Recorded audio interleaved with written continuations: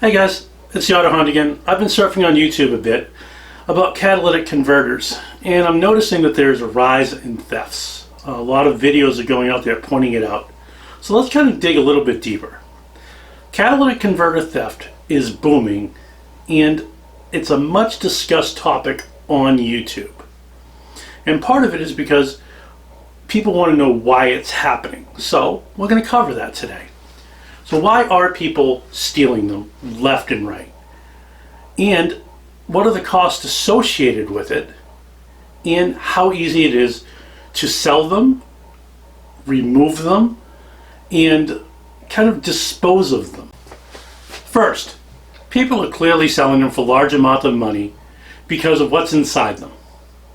Each converter contains fractions of a gram of platinum, palladium, and rhodium. Under normal circumstances, when a catalytic converter has reached the end of its life cycle, they're taken off at the salvage yard and then it is sold off to the appropriate upstream companies that will then recycle them.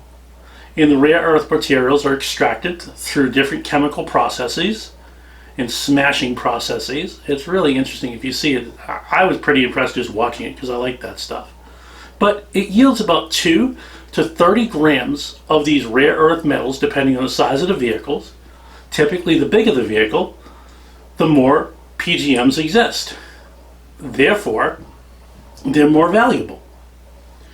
Based on that, Autohound, why would I want to steal just mere grams of anything? Well, it's the Autohound, I wouldn't. However, this is the reason why. If you steal hundreds of catalytic converters, let's say over the course of a month, and you sell all of them off to a salvage yard, which don't ask a lot of questions because they see these coming in and it's money for them, you can make roughly $100 to $250 per converter. And then the salvage yard sells them off and they get a larger profit to an upstream company for anywhere between $200 to $400. And again, the junkyard sells them off to the larger upstream company, and guess what happens? They give them even more money. So there's virtually zero incentive for the industry itself to police itself. Why would anybody want to bite the hand that feeds them? I know I wouldn't, but I'm not a thief. So, now how is the money made? You figure 1 ounce weighs 28.35 grams, and a troy ounce weighs 31.1 grams. So even in the gram, if you steal 31 of them, they have 31 grams of something, that's 1 ounce. And those prices are continuing to climb. I have to read down here, so I apologize for looking away. As of 4/26/21, the cost per ounce for platinum is $1,298, palladium is $2,889, and rhodium is whopping $28,000 per ounce.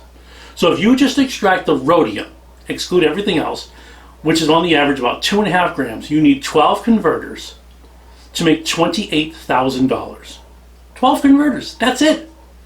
So hence, your older vehicles, they're an easy target. You folks that drive bigger vehicles like SUVs, you're more at risk because there's more of the catalytic material inside the converter. And you'll see the pictures below. So everybody needs to be cautious. But sadly, you truly can't protect your converter. You can only protect your car so much.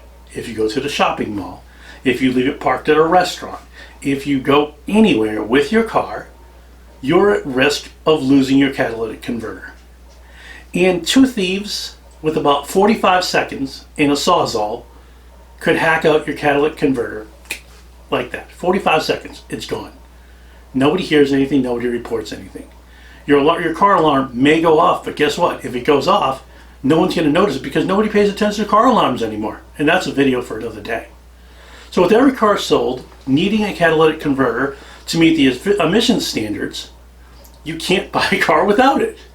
Therefore, the market is going to be there for at least the next 10 to 15 years while electric cars slowly take their place. However, that being said, the internal combustion engine is still going to be around for another 50 or 60 years, and maybe even longer, and they're still going to produce these parts in smaller numbers, granted. However, what's going to happen? What are you going to do as a consumer? There's really not much you can do, as I mentioned earlier. Well, I hope you found this interesting. I would like to give you an answer as to what to do with your catalytic converter, but sadly, there really is no answer. So if you found this informative, please consider liking, subscribing, and commenting. I really appreciate you watching. Thanks a lot.